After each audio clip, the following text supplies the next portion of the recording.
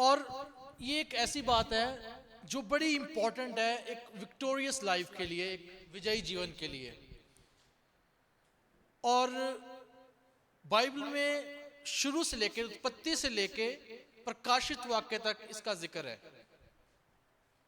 वो बात है लहू। मैंने बहुत सारे खुदा के सेवकों को सुना लहू के ऊपर बोलते, लेकिन मेरे मन में ना कुछ क्वेश्चंस थे जो हमेशा उमड़ते रहे हैं। आज भी वो क्वेश्चन मैं आपके साथ शेयर करूंगा। हम परमेश्वर के कलाम में से उसका आंसर ढूंढने की कोशिश करेंगे। लहू के बारे में लिखा कि लहू में जीवन है, लहू में जीवन है। खुदा ने जब आदम को उसके नंगेपन और हवा के नंगेपन को ढांका, तो खुदा के कलाम में लिखा है कि खुदा ने बर्रे को काटा और उसकी जो स्किन थी उससे आदम और हवा को ढांप दिया। अब्राहम के साथ खुदा ने वाचा बांधी, और जब अब्राहम ने परमेश्वर से पूछा कि प्रभु मैं कैसे जानूं कि ये दो बातें तूने मेरे साथ बोली हैं वो ऐसे ही होंगी, तो खुदा के कलाम में लिखा है कि खुदा ने अब्राहम को बोला तू कुछ एनिमल्स को काट के दो हिस्से करके रख दे और मैं तेरे साथ उस लहू के द्वारा वाचा बांधूंगा। और परमेश्वर के कलाम में लिखा है, अगर हम जेनेसिस को पढ़ें तो उसमें लिखा है कि जब शाम का समय हुआ, संध्या हुई, तो अब्राहम को खुदा ने भारी नींद में डाल दिया। और जब वो थोड़ा सा बेसुध था तो एक लाइट आई और वो उस जो काटा हुआ जानवर थे उसमें से निकल गई। तो खुदा ने उसको बोला ये मेरा चिन्ह है, वाचा है मेरी तेरे साथ इस लहू के द्वारा। उसके बाद खुदा ने मूसा को जब बोला, ले व्यवस्था उसका 17 अध्याय उसमें लिखा है, खुदा ने मूसा को जब बोला, जो खुदा ने वायदा किया इजरायलियों के साथ वो भी खुदा ने लहू के साथ किया। और खुदा ने अक्सर बार बार, मतलब अक्सर नहीं, बार बार ये बात इजरायलियों को चिताई है कि तुमने लहू नहीं खाना, लहू नहीं पीना। मतलब तुम मांस खा सकते हो, you can eat flash but not the blood, ये बहुत बात बोली। लेकिन एक नई बात प्रभु यीशु मसीह ने बोली, वो ये बोली कि तुम मेरा लहू पियो, तुम मेरा लहू पियो। खुदा ने पुराने अहदनामे में बिल्कुल मना किया कि तुम लहू नहीं पी सकते, और प्रभु यीशु मसीह कह रहे हैं तुम मेरा लहू पियो, ये नए अहद का मेरा खून है जो तुम्हारे और बहुतों के गुनाहों के पापों के उद्धार के लिए दिया जाता है, इसको लो, मेरी यादगारी में इसको हमेशा लिया करो। मैंने बहुत खुदा के सेवकों को सुना है और मैंने लहू के ऊपर मैं बहुत ज्यादा, मतलब मैं मनन करता हूं कि लहू में क्या क्या क्वालिटीज हैं। एक बात उस तय है कि लहू में जीवन है। अगर किसी प्राणी में से लहू निकाल दिया जाए, कोई भी प्राणी हो, तो उसका जीवन जो है समाप्त हो जाता है। ये खुदा ने वचन में भी लिखा है, हम मेडिकल भी इसको जानते हैं। और लहू में कुछ कैरेक्टरिस्टिक्स हैं जो उसके अंदर हैं, जो उसकी कुछ विशेषताएं हैं, है ना। खुदा के कलाम में लिखा है कि लहू बोलता है। मैं सोच रहा था भी लहू कैसे बोलता है, लहू बोलता है, कैसे बोलता है लहू। तो मैं इन कुछ क्वेश्चंस हैं, हम उसके ऊपर गौर करेंगे और परमेश्वर के कलाम को हम सीखने की कोशिश करेंगे। और ये बात ऐसे नहीं है कि मैं आपको इसका बता दूं, मतलब बता दूं भी लहू, यीशु मसीह ने बोला कि मेरा लहू लो और पियो उसको, लेकिन अगर उसका हमें कोई फायदा ही नहीं है तो मेरा वचन सुनाना भी यहाँ पे व्यर्थ है। आपका सुनना भी, आपका टाइम भी खराब, मेरा भी खराब, अगर उसका फायदा नहीं हमारे जीवन में कोई। तो ओके, तो हम पहले मैं आपको इसका बैकग्राउंड बता देता हूं। हम पढ़ेंगे यूहन्ना की इंजील उसका 6 अध्याय,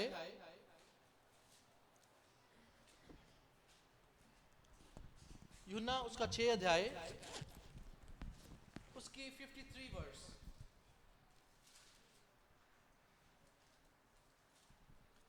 यीशु ने उनसे कहा, मैं तुमसे सच सच कहता हूँ कि जब तक तुम मनुष्य के पुत्र का मांस ना खाओ और उसका लहू ना पियो, तुम में जीवन नहीं। ओके, आमीन। अब ये बात तब की हो रही है जब प्रभु यीशु मसीह ने 5000 लोगों को खाना खिलाया और लोग बड़े खुश हो गए भी। 5 रोटियां और 2 मछलियों से 5,000 लोगों ने खाना खा लिया। और ये तो कोई बड़ा चमत्कार है, और ये जो भविष्यवक्ता है ये मसीह के अलावा और कोई नहीं हो सकता, क्योंकि मसीह ये काम कर सकता है। अब प्रभु यीशु मसीह अपने चेलों को कहते हैं कि तुम झील पार करके उस पार चले जाओ, मैं तुम्हारे पीछे आता हूं। और प्रभु यीशु, खुदा के कलाम में लिखा है कि प्रभु यीशु मसीह झील पर चलते हुए नाव के पास आ गए और वो चेले डर गए। ये सारी बातें हैं। उसके बाद लोग उनके पीछे चले गए और लोग भी झील पार करके वहां पहुंच गए और प्रभु को बोलते हैं कि प्रभु तू यहाँ पे कब आया। सारी बातें, ये बैकग्राउंड है उसकी। अब प्रभु यीशु मसीह कहते हैं मुझे पता है कि तुम मेरे पीछे क्यों आए हो, क्योंकि तुमने रोटियां खाई हैं, इसलिए तुम मेरे पीछे आए हो। ये सारे लोग यहूदी हैं जो बात कर रहे हैं, और ये वो लोग हैं जो खुदा के कलाम को जानने वाले हैं, क्योंकि वो वचन में वहां पे लिखा है। अगर हम इसी की 6 बाब की 31 आयत पढ़ें तो लिखा है, हमारे बाप दादा ने जंगल में मन्ना खाया, जैसा लिखा है उसने उन्हें खाने के लिए स्वर्ग से रोटी दी।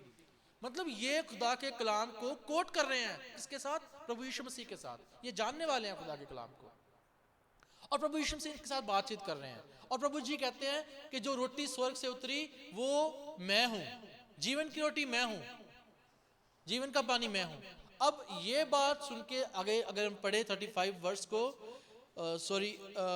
41 वर्ष को, वहां लिखा है यहूदी उस पर कुड़कुड़ाने लगे, क्योंकि उसने कहा था कि जीवन जो रोटी स्वर्ग से उतरी है वे मैं हूं।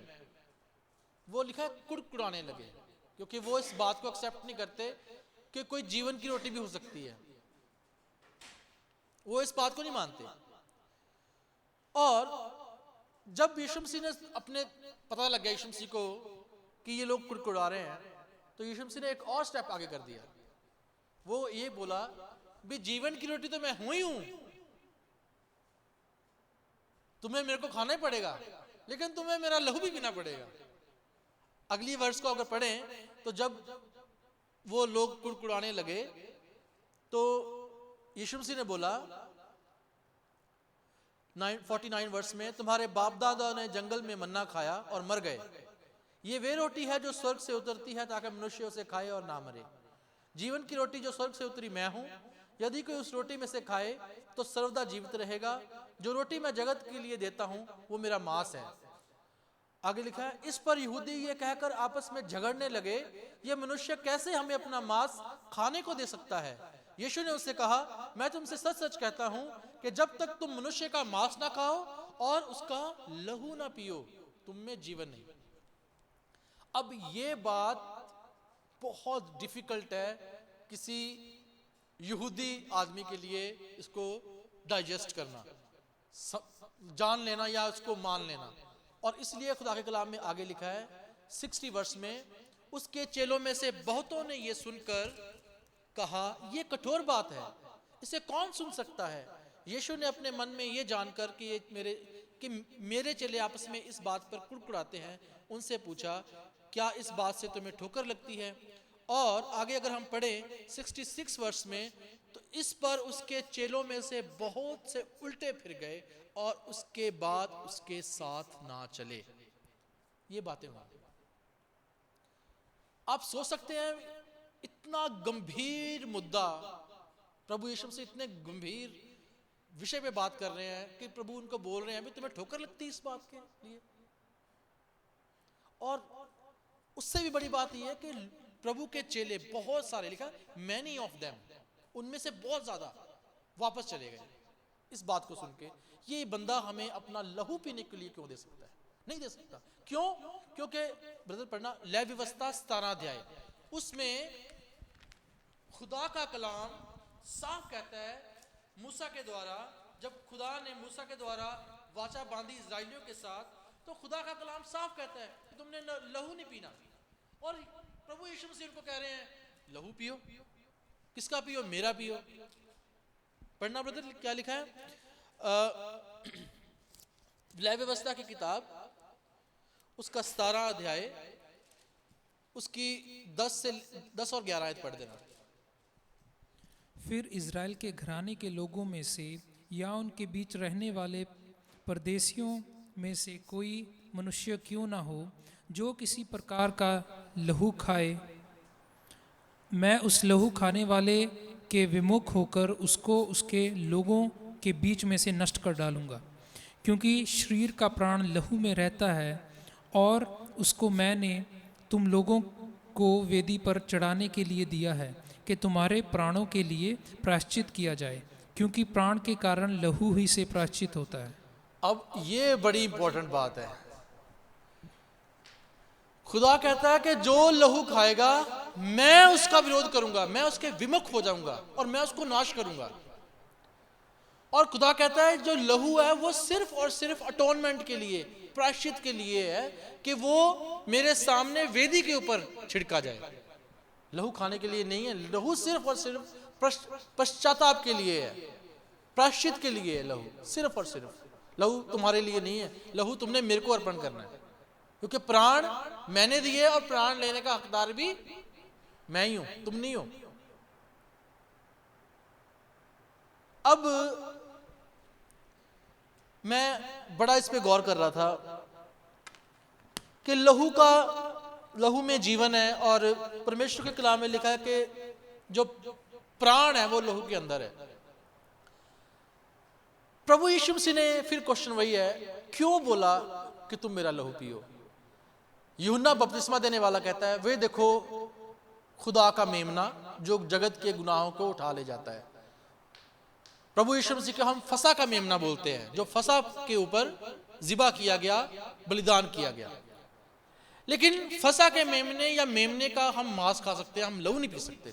पुराने यतनामे में भी यहां पे वही मेमना है जिसके लिए बोला गया कि यूहन्ना बोलता है, वो देखो वे खुदा का मेमना है जो जगत के गुनाहों को उठा ले जाता है। तो बाइबल के हिसाब से, पुराने यतनामे में, ओल्ड कॉवेनेंट के हिसाब से हम उसका फ्लैश खा सकते हैं, उसका लहू नहीं पी सकते। लेकिन ये कैसा मेमना हो गया? प्रभु यीशु मसीह अगर मेमना भी है तो जिसका हम लहू पी सकते हैं। मैंने बाइबल को ढूंढने की कोशिश की, मैं आपको उसका एक छोटा सा आंसर देता हूं, उसके बाद हम और उसके ऊपर मनन करेंगे। परमेश्वर के कलाम में लिखा है, इब्रानियों की किताब अगर हम पढ़ें,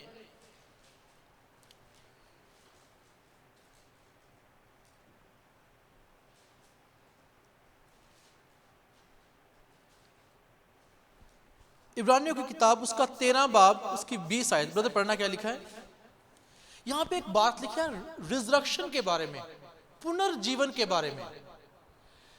कोई भी प्राणी अगर वो मर जाए तो उसका जी उठना असंभव है। ये बात मानते हैं आप? अगर कोई भी इंसान मर जाए तो उसका जी उठना असंभव है, क्योंकि उसमें से लहू निकल गया, उसका प्राण निकल गया, वो खत्म हो गया। लेकिन प्रभु यीशु मसीह के लहू में यह खासियत है कि वो मरता नहीं है। अगर हम पुनर्जीवन चाहते हैं अंडर न्यू कॉवेनेंट, नए अहद के अंदर अगर हम नया जीवन चाहते हैं तो हमें प्रभु यीशु मसीह के लहू को, उसके डीएनए को अपने अंदर लेना पड़ेगा, और कोई चारा नहीं है। मेरी बात समझ रहे हैं? इसलिए हम जब होली कम्युनियन लेते हैं, मेरे को बहुत अच्छा लगता है, मैं जब देखता हूँ ना साल्वेशन आर्मी का बैनर, उसमें लिखा होता है ब्लड एंड फायर। मैं मैथोडिस्ट का देखता हूँ, क्रॉस बनी होती है, उसके बिल्कुल ऊपर साइड पे एक निशान लगा होता है रेड कलर का, वो लहू को और फायर को दर्शाता है, आग की ज्वाला, और लहू का सिंबल है वो। मतलब लहू में क्या चीज है जो इतनी पावरफुल है, और सिर्फ यीशु मसीह के लहू में क्यों? बाकी भी तो लहू है। परमेश्वर के कलाम में लिखा है हाबिल का लहू पुकारता है। पढ़ेंगे ब्रदर? मैं पहले वो पढ़ लेते हैं हाबिल के लहू के बारे में, उसके बाद हम आएंगे। आप पढ़ना।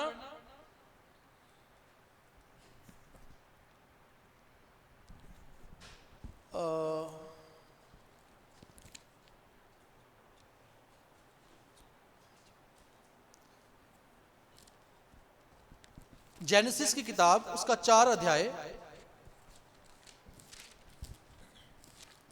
उत्पत्ति की किताब उसका 4 अध्याय, मैं आपको वर्ष बता देता हूं।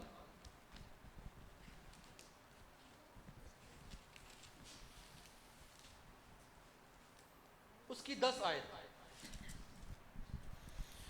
उसने कहा, तूने क्या किया है? तेरे भाई का लहू भूमि से मेरी ओर चिल्लाकर मेरी दुहाई दे रहा है। इसलिए अब भूमि जिसने तेरे भाई का लहू तेरे हाथ से पीने के लिए अपना मुंह खोला है, उसकी ओर से तू शापित है। चाहे तू भूमि पर खेती करे तो भी उसकी पूरी उपज फिर तुझे ना मिलेगी। Thank you. खुदा ने कैन से पूछा, क्योंकि कैन ने अपने भाई हाबिल को मार दिया, कत्ल कर दिया, और खुदा ने उसको बोला भी तूने अपने भाई के साथ क्या किया? वो कहता मैं अपने भाई का रखवाला थोड़ी लगाऊं। किया क्या कैन ने? कैन ने हाबिल को मारा, और खुदा कहता है भी उसका लहू पुकार रहा है मेरे को, उसका लहू आवाजें दे रहा है मेरे को। अब मैं सोच रहा था भी लहू के कौन सा जुबान होती है जो वो पुकारता है, लेकिन लहू बोलता है। अगर अब मेडिकल टर्म्स में देखें तो अगर कोई किसी से पूछे तो वो ये बोलेगा तेरी रिपोर्ट क्या कहती है, तेरी ब्लड रिपोर्ट क्या कहती है। क्या कहती मतलब ब्लड क्या कह रहा है तेरा। और मैंने बहुत सारी एग्जाम्पल सोची इसके बारे में जहां पे लहू पुकारता है। और यहाँ पे खुदा का कलाम कह रहा है कि भूमि जिसने मुंह खोला तेरे भाई के लहू को सोखने के लिए, चूसने के लिए, वो लहू मेरे को दुहाई दे रहा है, और वो दुहाई स्वर्ग तक पहुंच गई है, और मैंने उस दुहाई को सुना है। अब तू मेरे को बता, अब पृथ्वी भी तेरे करके शापित हो चुकी है।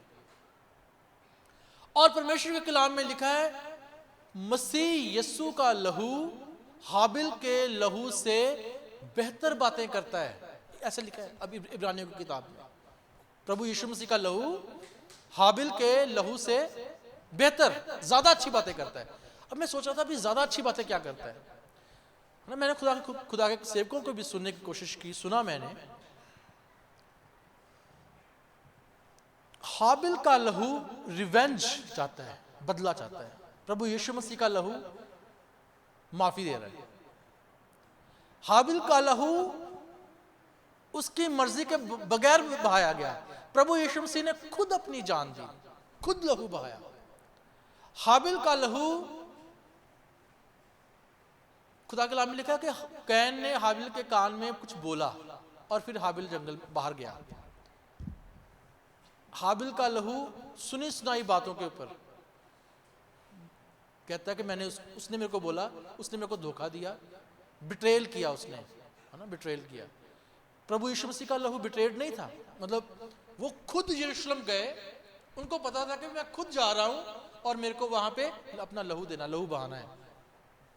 ये है प्रभु यीशु मसीह का लहू, खुदा के कलाम में लिखा है, जो बेहतर बातें करता है। हाबिल का लहू एक बार खत्म हो गया, उसमें पाप था, क्योंकि वो आदम और हवा की संतान थे, उसमें पाप था। प्रभु यीशु मसीह के लहू में देयर इज नो सिन, पाप नहीं है। हाबिल का लहू एक बार चिल्लाया, मर गया, खत्म हो गया। प्रभु यीशु मसीह का लहू बार बार बार बार बार बार, क्योंकि वो जीवित है, वो गवाही देता है। ये है फर्क हाबिल और प्रभु यीशु मसीह के लहू में। अब अगली बात जो मैं आपके साथ करना चाहता हूं, अभी मैंने ब्रदर को बोला था क्या पढ़ने के लिए, इब्रानियां 13 बाब उसकी 20 आयत, रिजरेक्शन के लिए। प्रभु यीशु मसीह का लहू, अगर हम उसका लहू नहीं पिएंगे तो हमें जीवन नहीं है, और अगर हमें जीवन नहीं है तो हम दोबारा नहीं जी उठते। प्रभु यीशु मसीह के लहू के द्वारा ही हम दोबारा जी उठेंगे। ब्रदर पढ़ना। अब शांतिदाता परमेश्वर जो हमारे प्रभु यीशु को, जो भेड़ों का महान रखवाला है, सनातन वाचा के लहू के गुण से मरे हुओं में से जिलाकर ले आया। Thank you. अब इसमें एक बहुत जरूरी बात लिखी है, आप ध्यान से पढ़ना इसको। प्रभु यीशु मसीह ने बोला ये नए अहद का, नए कोवेनेंट का, नई वाचा का मेरा लहू है, जो तुम्हारे और बहुतों के पाप के लिए बहाया जाता है। मैं ये इसलिए बात नहीं कर रहा कि हम ईस्टर और गुड फ्राइडे के दौर में से गुजर रहे हैं, ये बात हमारी पूरी जिंदगी के लिए है। अब इसमें एक बात लिखी है 13 बाब की 20 आयत, इसमें लिखा है शांतिदाता परमेश्वर, आप इस बात को ध्यान से पढ़ना सुनना, जो हमारे प्रभु यीशु को, जो भेड़ों का महान रखवाला है, सनातन वाचा के लहू के गुण से मरे हुए में से जिलाकर ले आया। लहू के गुण,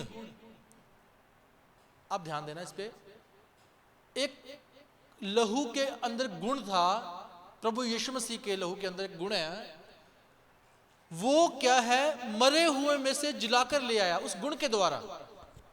अब फिर पढ़ो इसको ध्यान से, आप इसमें से 2-3 जो वर्ड्स है उसको अभी के लिए स्ट्राइक ऑफ कर दो। अब शांतिदाता परमेश्वर वाचा के लहू के गुण से मरे हुए में से जिलाकर ले आया, किसको, प्रभु यीशु मसीह को। अब प्रभु यीशु मसीह में के लहू में वो क्वालिटी कहां से आई कि वो मरे हुए में से जी उठने वाला लहू था। पहली बात, मेरी बात समझ रहे हैं आप, मैं कुछ ज्यादा तो नहीं ऊपर चला गया, मतलब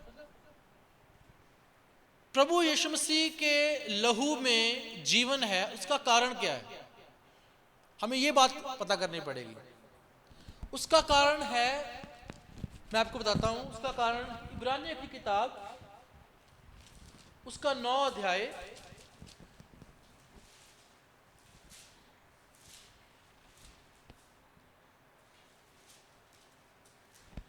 इब्रानियों की किताब उसका 10 अध्याय उसकी 5 से 7 आयत मैं पढ़ देता हूं। प्रभु यीशु मसीह के लहू के जो गुण हैं उसका कारण क्या है, उसका कारण यह है, इसी कारण वे जगत में आते समय कहता है, बलिदान और भेंट तूने ना चाही, पर मेरे लिए एक देह तैयार की। ये किसके लिए बोल रहा है, दाऊद नबी भजन संहिता में 40 अध्याय में ये बात लिखी हुई है। भजन संहिता 40 में दाऊद नबी प्रभु यीशु मसीह के लिए एक नबूवत कर रहा है, एक भविष्यवाणी कर रहा है। वो क्या कर रहा है कि बलिदान, मतलब जो लहू पहले बहाए जाते थे, जो बलिदान पहले दिए जाते थे, वो तो तेरे को पसंद नहीं आए, इसलिए परमेश्वर ने एक देह तैयार की। वो कौन सी देह तैयार की, वो प्रभु यीशु मसीह खुद बन गए परमेश्वर। वो देह तैयार की जिसमें एक्चुअल जीवन था, जिसमें एक्चुअल लहू था, क्योंकि देह में बोन्स, अपने जो हमारी बॉडी है, इसमें क्या क्या है, हड्डी, मांस और लहू है। तो इब्रानियों को लिखने वाला ये कहता है कि परमेश्वर ने दाऊद के द्वारा ऑलरेडी भविष्यवाणी की थी कि खुदा खुद एक देह तैयार करेगा, जो देह होम बलि पाप बलियों से वो प्रसन्न नहीं हुआ, उस देह के जो बीच में लहू होगा उसमें जीवन होगा। इसलिए प्रभु यीशु मसीह ने बोला, तुम मेरा लहू पियो क्योंकि इसमें जीवन है, जो मेरा लहू नहीं पीता उसमें जीवन नहीं। क्यों? क्योंकि वो देह जो है वो इंसान से इंसान के द्वारा तैयार नहीं हुई, जिसमें पाप था, जिसमें जीवन था, और वो जीवन प्रभु यीशु मसीह खुद है, वो परमेश्वर है। इसलिए प्रभु यीशु मसीह ने बोला, तुम मेरा लहू पियो क्योंकि मेरे लहू में जीवन है। अगर तुम जीवन चाहते हो, दोबारा जी उठना चाहते हो, जैसे अभी हमने पढ़ा कि उस लहू का गुण ही एक ये है कि वो मरे हुओं में से जिला देता है। वो लहू, वो मरता नहीं है, बाकी लहू मर सकते हैं, प्रभु यीशु मसीह का लहू नहीं मर सकता। इसीलिए शैतान खुदा प्रभु यीशु मसीह के लहू से डरता है। उसको पता है मैं सारी दुनिया को हरा सकता हूं, मैं आदम हवा को मैंने बिट्रे कर दिया, मैं हर बंदे को मैं हरा सकता हूं, लेकिन इस लहू के सामने उसकी नहीं चलती। मैं बताऊं, मैंने अपने जीवन में परमेश्वर से बहुत सारी आशीषें बरकतें पाई, आपने भी पाई, ऐसे नहीं है, लेकिन मैं अक्सर, मैं और मेरी पत्नी, हम अपनी हर चीज को प्रभु यीशु मसीह के लहू में ढांपते हैं, प्रभु यीशु मसीह के बारे में रखते हैं। अगर हमारा कोई काम नहीं बन रहा होता ना, तो हम उस चीज को प्रभु यीशु अपने मुंह से वचन बोल के हम बोलते हैं पहले, उसके बाद हम उस बात को प्रभु यीशु मसीह के लहू में कवर कर देते हैं। क्यों? क्योंकि शैतान हमारी बातों को सुन रहा होता है और वो कोई ना कोई चालाकी करेगा, लेकिन जब प्रभु यीशु मसीह का लहू उसके ऊपर लगा होगा, वो उसको पास भी नहीं आएगा, वो डरता है उससे। और ये बात हमने रेवलेशन में, अभी हम बात करेंगे, पढ़ेंगे हम, रेवलेशन में इस बारे में लिखा हुआ है कि शैतान के ऊपर जय का सबसे बड़ा कारण है प्रभु यीशु मसीह का लहू, मेमने का लहू लिखा वहां पे। ये है प्रभु यीशु मसीह के लहू की कुदरत। इसलिए प्रभु यीशु मसीह ने अपना लहू पीने को दिया हमें विश्वासियों को। और मैं एक और बात बताता हूं, मैंने कुछ चर्चेस में देखा है जहां पे लहू के बारे में बात करना, गीत गाना मना है। वो कहते हैं जी प्रभु यीशु मसीह तो एक बार मर गया, जी उठा, अब हमने उसके आनंद में, उसकी खुशी में गीत गाने हैं, मरने के गीत क्यों गाने हैं? लेकिन परमेश्वर के कलाम में लिखा है कि वो लहू हर समय अभी तक हमारे लिए परमेश्वर के सामने पुकार पुकार के बोलता है, हमारे लिए वो प्रायश्चित करता है हमारे लिए कि मैंने जान दी, अपनी जान मैंने अपनी दी और दिया खून बहा। गीत लिखा है ना, लहू के ऊपर बहुत सारे गीत लिखे हुए हैं, बहुत सारे गीत हैं। अगर हम अपने जीवन में ऊपर उठना चाहते हैं, हमें अपने घर के ऊपर, अपने बच्चों के ऊपर, अपने बिजनेस के ऊपर, अपने कामकाज के ऊपर, हर चीज के ऊपर प्रभु यीशु मसीह के लहू को लेना है, क्योंकि शैतान और शैतान की कोई भी शक्ति उस लहू के सामने नहीं खड़ी रह पाती। ये है लहू की कुदरत, ये है लहू की पावर। जब परमेश्वर ने मिस्रियों के पहलौठों को मारा तो खुदा ने, अक्सर मैं इस बात पे सोचता हूं, खुदा ने बोला भी अपने घर के चौखटों के ऊपर लहू लगा देना, लाल लाल रंग लगा। अब लहू के अलावा कुछ और चीज भी हो सकती थी, कोई कलर भी हो सकता था भी तुम ऐसा करना भी जैतून का तेल लेना वो लगा देना, या हरा रंग लेना और लाल रंग लेना वो लगा देना। लहू क्यों लिखा?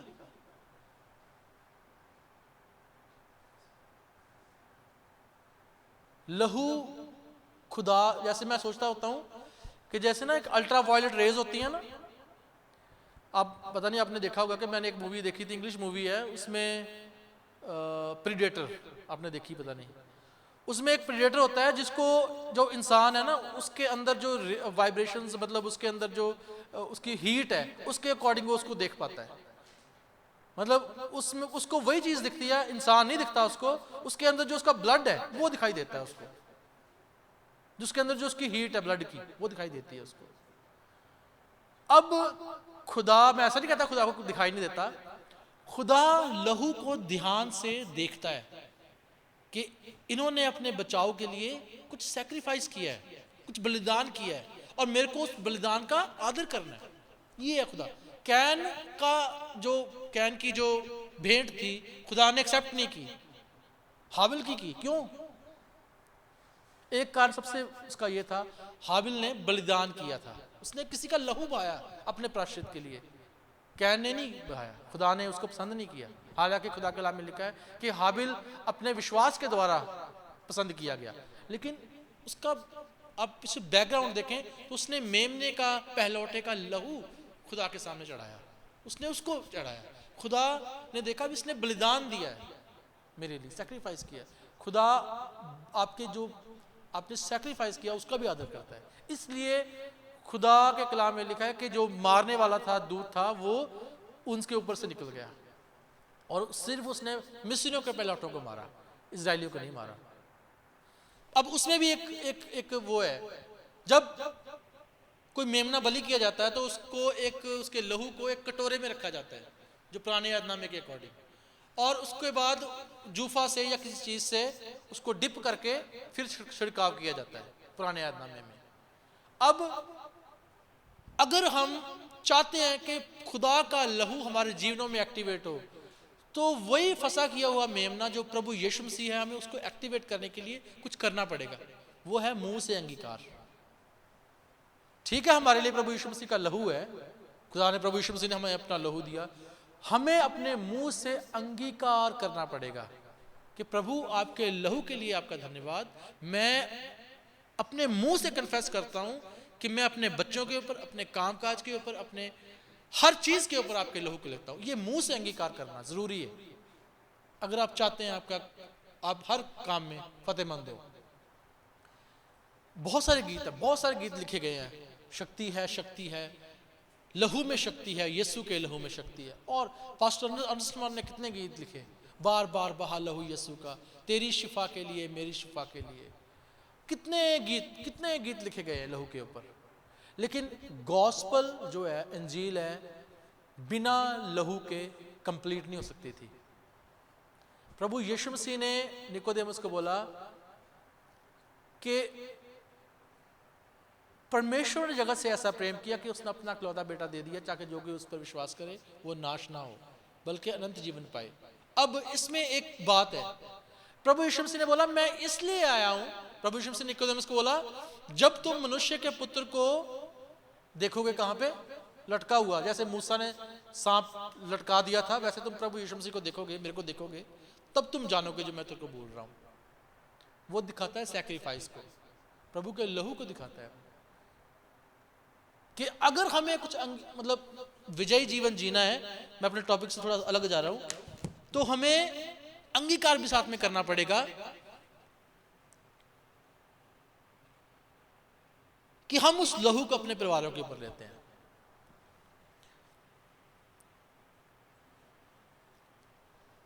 एक और बात, लहू हमें परमेश्वर की फेलोशिप में, परमेश्वर की फैमिली में लेके आता है।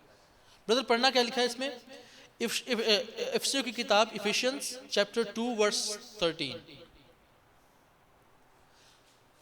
हम सब फर्स्ट सेंचुरी के जो क्रिश्चियंस थे, हम पहले थोड़ी हिस्ट्री थोड़ी सीख लेते हैं। फर्स्ट सेंचुरी के जो क्रिश्चियंस थे उनके ऊपर सबसे ज़्यादा परसिक्यूशन आई आज की हिस्ट्री तक। इनके ऊपर सबसे ज़्यादा, हम कहते हैं अभी इंडिया में और अफ्रीकन कंट्रीज़ में खुदा के लोगों के ऊपर और मिडिल ईस्ट में खुदा के लोगों के ऊपर बहुत ज़्यादा अत्याचार है।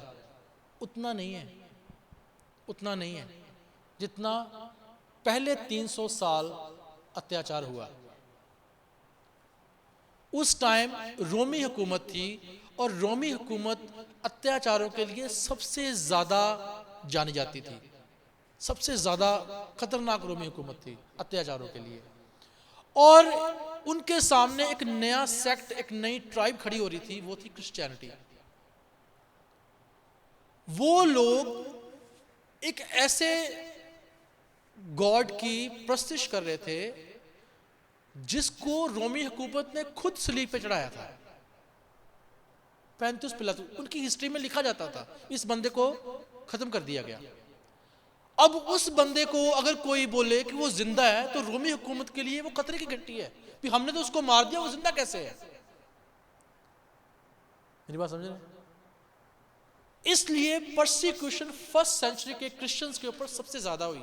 वो कहते थे भी ये लोग जो है, पहली बात तो ये झूठ बोलते हैं, दूसरी बात ये कहते थे कि इन्होंने एक नया कल्चर शुरू कर दिया, जो कल्चर हमारे रोमन सिस्टम को, क्योंकि वो रोमी लोग जो थे वो किसकी उपासना करते थे, देवियों की, वो ग्रहों की उपासना करते थे। और ये जो लोग नए क्रिश्चियंस खड़े हो रहे थे, ये एक ऐसे खुदा की या एक ऐसे इंसान के सामने झुक रहे थे, उसकी प्रस्तिश कर रहे थे। पहली बात, जो रोमन एम्पायर ने जिसको खुद खत्म किया और जिसको वो क्लेम कर रहे थे कि वो जीवित है। दूसरी बात, वो यहूदियों में से निकला लेकिन यहूदी भी उसको मानते नहीं थे, इसलिए और ज्यादा प्रॉब्लम वाली बात थी, यहूदी भी उसके अगेंस्ट थे।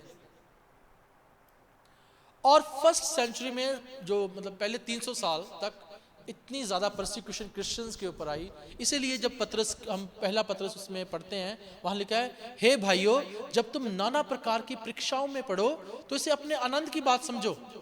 इसलिए पत्रस लिखता है उनको, अपनी कलीसियाओं को, कि मुझे पता है कि मैं भी उसी दौर में से गुजर रहा हूँ, उन्हीं परेशानियों में से गुजर रहा हूँ, मुझे पता है तुम भी उसी प्रताड़नाओं में से, उसी प्रॉब्लम में से, उसी परसिक्यूशन में से गुजर रहे हो, लेकिन इसको अपने आनंद की बात समझो। अब उनके लिए, उन लोगों के लिए एक जो जिंदा आशा थी वो थी यीशु का लहू। वो कैसे? प्रभु ने बोला, जब जब तुम मुझे स्मरण किया करो तो मेरी याद में ये किया करो। ये बात चेलों ने वर्बली उन कलीसिया को समझा दी थी। अब वो कलीसिया प्रभु यीशु मसीह के लहू को कह कर लेती थी कि ये प्रभु यीशु मसीह का लहू है। और जो वहाँ के जो लोग थे उन्होंने उनके ऊपर इल्ज़ाम लगाना शुरू कर दिया कि ये लोगों को मारते हैं या बच्चों को मारते हैं, उनका लहू पीते हैं। ये पहला कारण था परसिक्यूशन का। परसिक्यूशन उनके शुरू हुई, वो कहते हैं ये लहू पीते हैं लोग। ब्रेड को तो कोई कह नहीं सकता ना, लहू को कहते हैं ये लहू पीते हैं। और उसके बाद जब उनको ये मतलब आगे आगे बात बढ़ती गई, परसिक्यूशन भी साथ साथ में इंक्रीज होती गई। वो तो बाद में जब कुछ बातें हुई, मैं हम बाद में किसी दिन गौर करेंगे, उसके बाद सब कुछ चेंज हो। ब्रदर पढ़ना क्या लिखा है? पर अब मसीह यीशु में तुम जो पहले दूर थे मसीह के लहू के द्वारा निकट हो गए हो। हाँ जी, थैंक यू। अब जो रोमन एम्पायर था उसमें एक सिस्टम था, जैसे हमारे इंडिया में भी क्लासेस बनी होती है ना, लो क्लास, हाई क्लास, उससे ऊपर क्लास, ऐसे क्लासेस बनी होती हैं। सबसे ज़्यादा क्लासिफिकेशन अगर किसी में थी तो वो रोमन्स में थी। उनके ऊपर जो हाई क्लास लोग थे, जो गवर्नर थे, राजे थे, या उसके नीचे मिडिल क्लास लोग थे, उसके नीचे जो उनके अंडर लोग आते हैं, मतलब जो जो जिनके अंडर वो जिनके ऊपर हुकूमत करते थे वो लोग थे। प्रभु यीशु मसीह ने भी ये बात बोली है ना, तुम में से जो बड़ा होना चाहे वो पहले किसी का दास बने। प्रभु यीशु मसीह ने बोला तुम अन्य जातियों को देखो कि उनके जो अगुए हैं वो उपकारक कहलाते हैं। ये प्रभु यीशु मसीह क्लासिफिकेशन की बात कर रहे हैं, उनके सिस्टम के बारे में बात कर रहे हैं कि उनमें ऊंच नीच है। लेकिन जब प्रभु यीशु मसीह संसार से चले गए और उसके बाद एक नया सेक्ट शुरू हुआ, सेक्ट कह लो या एक नया सिस्टम शुरू हुआ क्रिश्चियनिटी का, इसमें लोग सारे एक दूसरे को भाई बहन बोलते थे, और जो गरीब लोग थे वो सबसे ज्यादा जुड़ रहे थे साथ में। वो मंदिरों को, रोमन्स के मंदिरों को और अलग अलग देवी देवताओं को छोड़ के चेलों के साथ जुड़ना शुरू कर दिया था उन्होंने। ये सबसे बड़ी प्रॉब्लम वाली बात थी रोमन्स के लिए, क्योंकि उनका सिस्टम खराब हो रहा था। उनका सिस्टम इनइक्वालिटी का सिस्टम था, इनइक्वालिटी का। अब ये जो बात कर रहे थे, ये कह रहे थे सारे भाई बहन हैं, और खुदा के कलाम में लिखा है वो सारे, उनका एक ही बटुआ था, एक ही उनका सिस्टम था, एक तरह से रहते थे, सब कुछ एक था। ये बात रोमन्स के लिए एक प्रॉब्लम वाली बात थी, क्योंकि उनका जो सिस्टम था, जो उनका पॉलिटिकल सिस्टम था, वो खराब हो रहा था। इसलिए भी ये कारण था परसिक्यूशन का उनके ऊपर। अब हमने इसमें पढ़ा, ब्रदर द्वारा पढ़ना क्या लिखा है कि हम मसीह के परिवार में लहू के द्वारा उसके साथ हमारी सहभागिता है, हम उसके साथ उसके संगति में, उसकी फैमिली में जुड़ जाते हैं। किसके द्वारा? लहू के द्वारा। पढ़ना। पर अब मसीह यीशु में तुम जो पहले दूर थे मसीह के लहू के द्वारा निकट हो गए हो। लहू के द्वारा तुम प्रभु के निकट हो गए हो। मैं खत्म कर रहा हूं, मुझे पता टाइम ज्यादा लग रहा है, मेरे पास अभी बहुत सारे पॉइंट हैं, मैं खत्म करने लगा हूं जल्दी, हम लेट हो गए आज। प्रभु यीशु मसीह के लहू में सामर्थ्य है, प्रभु यीशु मसीह के लहू में शक्ति है, प्रभु यीशु मसीह के लहू में जीवन है, प्रभु यीशु मसीह का लहू चंगा करता है, प्रभु यीशु मसीह का लहू हमें विक्टोरियस जीवन देता है, विक्ट्री हमारी है। कोई बात पे आप खड़े हो जाए, प्रभु यीशु मसीह के लहू के द्वारा शैतान को आप हारा हुआ देखेंगे। जो काम आपके नहीं बनते, मैं चैलेंज के साथ कहता हूं, मैंने अपने जीवन में देखा, आप भी देखो, जो काम आपके नहीं बनते ना, प्रभु यीशु मसीह के लहू में पहले बोलो, कन्फेस करना है आपने कि ये बात प्रभु हमारे लिए हो जाए, और ऐसा हो जाएगा। और उसके बाद बात बोलो, ये बात को मैं प्रभु यीशु मसीह के लहू में ढांपता हूं, मैं विश्वास के साथ कहता हूं कि आपके जीवन में वो काम बनने शुरू हो जाएंगे। ये फैक्ट है। प्रभु, आगे हम पढ़ेंगे नहीं, आगे किसी दिन बाद में इसको करेंगे। प्रभु यीशु मसीह का लहू हमारे कॉन्शियस को, हमारे मन को, हमारे विवेक को शुद्ध करता है, ऐसा लिखा है। जो हमारे मन में बुराइयां उत्पन्न होती हैं, हमारे मन में जिज्ञासाएं या बुरी भावनाएं उत्पन्न होती हैं, अगर हम अपने आप को प्रभु यीशु मसीह के लहू में डालेंगे, हमारा विवेक शुद्ध हो जाएगा। यह भी खुदा के कलाम में लिखा हुआ है। हमारे विवेक के लिए प्रभु यीशु मसीह का लहू काम करता है, मतलब हमारी सोच विचार भी प्रभु यीशु मसीह के लहू में ढपी होनी चाहिए। और आखिर में एक बात और लिखी है, पढ़ेंगे नहीं, मैं बता देता हूं। रेवलेशन में लिखा है कि वो मेमने के लहू और अपने वचनों के मुंह के द्वारा उस बड़े अजगर के ऊपर, उस शैतान के ऊपर जो अबलीस कहलाता है, फतेहमंद हुए। रेवलेशन में लिखा है, वहां लिखा है मेमने के लहू और अपने मुंह के वचनों के द्वारा। किसके ऊपर? बड़े अजगर के ऊपर। नाम क्या लिखा है? अबलीस, शैतान, जो शुरू से था अक्यूजर, उसके ऊपर जयवंत हुए। अगर आप चाहते हैं जयवंत जीवन जीना, तो अपने बच्चों के माथों के ऊपर प्रभु यीशु मसीह के लहू के लगाए। जब पानी पीते हैं, बोले प्रभु ये तेरा लहू बन जाए, मैं इसको अपने अंदर लेता हूं, तेरा जीवन मेरे में आ जाए। जब खाना खाते हैं, प्रभु आपके लहू के द्वारा इस खाने को शुद्ध कर, जब बाहर जाते हैं कोई बिजनेस करने के लिए, कुछ काम करने के लिए, कोई काम नहीं बन रहा, प्रभु आपके लहू में ढांपता हूं। क्यों? क्योंकि आपके वचन में लिखा है वो अपने मुंह के वचनों के द्वारा और मेमने के लहू के द्वारा जयवंत हुए। कोई काम दुनिया में नहीं हो सकता जो इम्पॉसिबल हो, एवरीथिंग इज पॉसिबल। लेकिन हमें वो घोषणा करनी पड़ेगी अपने मुंह से, उसको प्रभु के लहू में ढांपना पड़ेगा। और परमेश्वर का लहू जीवित है, वो बातें करता है, वो काम करता है, वो आपके जीवन में भी काम करेगा, जो सुनने वाले हैं सबके जीवन में काम करेगा। परमेश्वर आप सबको आशीष और बरकत दे। आज के वचन के लिए परमेश्वर का धन्यवाद करते हैं। आखिर में हम गीत गाएंगे, खुदा के नाम को महिमा देते हैं। Thank you very much, praise the Lord. Hallelujah. आइए हम मिलके भजन गाएंगे। लहू लहू यीशु का लहू गुनाहों से हमको धोता है।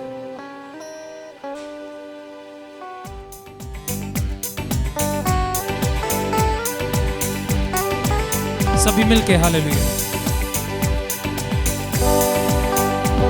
लहू लहू यीशु का लहू से हमको धोता है। लहू लहू यीशु का लहू गुनाहों से हमको धोता है। मसा मसा मसीह का मसा, मसा मसा मसीह का मसा बंधन सारे खोलता है। लहू लहू यीशु का लहू गुनाहों से हमको धोता है। बड़े बड़े ना पीछे हटे, खुदावन का रूप फरमाता है। बड़े बड़े ना पीछे हटे, खुदावन का रूप फरमाता है। शिफा शिफा मुकद्दस शिफा, शिफा शिफा मुकद्दस शिफा पाक लहू दिखलाता है। लहू लहू यीशु का लहू गुनाहों से हमको धोता है। लहू लहू यीशु का लहू गुनाहों से हमको धोता है।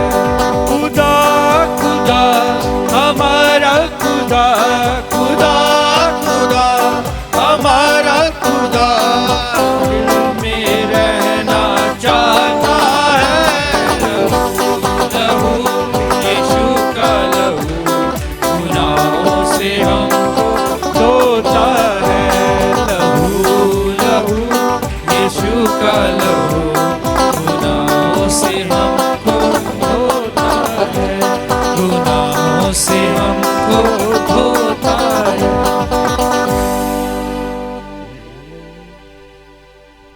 आइए हम अपनी आंखों को बंद करें। हमारे सर्वशक्तिमान जीवित परमेश्वर प्रभु आपका धन्यवाद करते हैं आज के अच्छे वचन के लिए, आज की आराधना उपासना के लिए। पिता परमेश्वर सारा आदर जलाल महिमा बुजुर्गी केवल और केवल प्रभु आपके नाम को देते हैं, क्योंकि आप इसके योग्य हैं मेरे पिता। खुदा बाप आपका धन्यवाद हो प्रभु आज के अच्छे समय के लिए पिता परमेश्वर, जो हमने गाया बजाया प्रभु आपको पसंद आए खुदा बाप। और प्रभु जो वचन प्रभु जी हमने सीखा खुदा बाप, होने दे वो वचन हमारे जीवनों में प्रभु कार्य करे, और हम प्रभु जयवंत से भी बढ़कर अपने जीवन को जी सके खुदा बाप जी। हम अपने हर एक यहाँ सुनने वाले को खुदा बाप आपके जीवित लहू में ढांपता हूँ पिता परमेश्वर में। आपके जीवित लहू का बाड़ा प्रभु हर एक के घर के ऊपर लेते हैं, और आपके लहू की जय बोलते हैं पिता परमेश्वर हर एक के जीवन में खुदा बाप। धन्यवाद हो प्रभु आपका। बाकी के समय को आपके हाथों में सौंपते हैं प्रभु। जो खाने पीने की वस्तुएं प्रभु रखी गई हैं खुदा बाप जी, आसमान से प्रभु इनको शुद्ध करें, और पिता परमेश्वर इसको खाएं, ताकत हासिल करें, तेरे नेक और भलाई कामों में इस्तेमाल करें। ये प्रार्थना प्रभु यीशु मसीह के नाम से मांगता हूं, आमीन। Thank you very much, God bless you all.